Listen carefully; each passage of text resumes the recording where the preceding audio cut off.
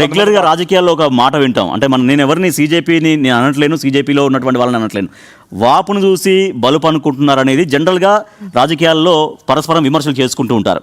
అంటే వాపు ఏంటి, బలుపు ఏంటంటే బలుపు అనేది ఎప్పుడు తగ్గదు. వాపు అంటే చూడడానికి చాలా ఎక్కువగా పొంగులాగా ఉన్న తర్వాత వెంటనే తగ్గిపోతుంది. ఎస్, కాబట్టి ఇటువంటి కామెంట్స్ మనం రెగ్యులర్గా వింటూనే ఉంటాం. సో మరి దీనికి నిజంగా ఇప్పుడు కాక్రోచ్ జనతా పార్టీ తీసుకొచ్చినది ఉప్పెన అలాగే ఉంటుందా, లేకపోతే కాలక్రమేణా తగ్గిపోతుందా అనేది ఆ నాయకత్వాన్ని పట్టి ఉంటుంది. నిజంగా అభిజిత్ దీప్కే దీన్ని కొనసాగించగలరా? నాయకత్వంలో అనేక గొడవలు వస్తాయా? కంపారిజన్ చేసింది అందుకే. ఇలాగే పాలపొంగు మాదిరిగా కన్నయ్య కుమార్ వచ్చాడు జేఎన్ఏ నుంచి, గుజరాత్ నుంచి హార్దిక్ పటేల్ వచ్చాడు, ఇప్పుడు అభిజిత్ దీప్కే లైన్లోనే వాళ్ళు కూడా చాలా అగ్రెసివ్గా ఉద్యమాలు చేశారు. వాళ్ళు ఒక పిలుపునిస్తే ఇప్పటికి ఇన్స్టా ఫేస్బుక్లు ఇవన్నీ చాలా తక్కువ.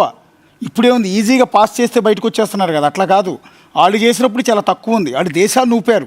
కానీ కొద్ది రోజులకే ఏదో ఒక పార్టీకి బెండ్ అయిపోయారు. రేపొద్దున అభిజిత్ దీప్కే పార్టీ పెడతాడా లేదా అన్నది తర్వాత విషయం. కానీ ఇతను ఏదో ఒక పార్టీతో కొల్లుడు కాకుండా ఉంటే అదే సంతోషం. ఎందుకంటే నీ మీద ఎంతో మంది నమ్మకం పెట్టుకుని నీ వెంట కలిసి వస్తున్న జంజీ ఆశలన్నిటి కూడా, ఒక చిన్న ఎగ్జాంపుల్, నిన్ను నమ్ముతున్న జంజీ ఎవరైతే ఉన్నారో వాళ్ళ ఆశల్ని నిరుపయోగం చేయకూడదు, నిజాలు చేయకూడదు. ఒక సినిమా ఉంది, నాకు ఈ సందర్భంగా ఒక సినిమా గుర్తొస్తుంది. రంగం అని ఒక తమిళ డబ్బింగ్ సినిమా వచ్చింది, గుర్తుంది కదా, శివ హీరోగా. అందులో ఒక కుర్రాడు ఉంటాడు ఇలాగే అభిజిత్ దీప్కేలే, అతను కూడా ఒక కాక్రోచే. ఇంకో 4 కాక్రోచ్లు వేసుకుని జంతర్ మంతర్లోనే ధర్నా చేస్తుంటాడు, ప్రజా సమస్యలు అంటాడు. ఏకంగా ఏం చేస్తాడు, తానున్న స్టేజ్ కింద తానే బాంబు పెట్టించుకుని పేల్చుకుంటాడు, ఫ్రెండ్స్ అందరూ చచ్చిపోతారు, ఆ సింపతి క్రియేట్ చేసుకుంటాడు. తీరా సీఎం ఎన్నికల్లో పార్టీ పెట్టేస్తాడు, ఎన్నికల్లో గెలిచిపోతాడు.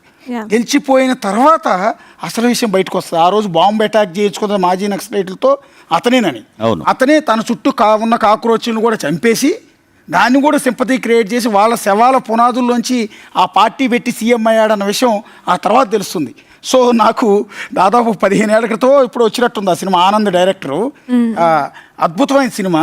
చాలా ఏళ్ల తర్వాత నాకు అభిజిత్ దీప్కే జంతర్ మంతర్ గొడవ ఇదంతా చూసినాక నాకు ఆ సినిమా గుర్తొచ్చింది.